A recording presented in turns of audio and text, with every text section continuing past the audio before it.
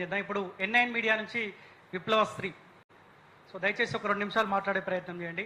So తర్వాత దాసరి సీనన్న, so Prithviraj అన్న కూడా మళ్ళీ మాట్లాడతాడు. సో మనందరికి కూడా సో ఏం చేస్తే బాగుంటుంది, ఎట్లా ముందుకెళ్తే బాగుంటుంది అన్న ఆలోచన కూడా సో మనలో నింపే ప్రయత్నం చేస్తారు. ఒకసారి N9 మీడియా నుంచి విప్లవశ్రీ. Hello all.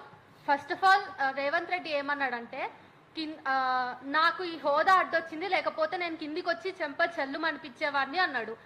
ఆయనకు నేను గుర్తు చేద్దాం అనుకుంటున్నా, కింద ఉన్నది జర్నలిస్టులే అయినా లేకపోతే తెలంగాణ పౌరుడు ఆర్ భారతీయ పౌరుడు ఒక మనిషి ఉన్నా కానీ అక్కడ ఎవరున్నా ఏ స్థాయి వ్యక్తి ఉన్నా కానీ కొట్టే హక్కు నువ్వు ముఖ్యమంత్రివి కాకపోయినా నీకు లేదు అనేటటువంటి కనీస రాజ్యాంగ మౌలిక సూత్రాన్ని నేను ఆయనకి గుర్తు చేద్దాం అనుకుంటున్నా.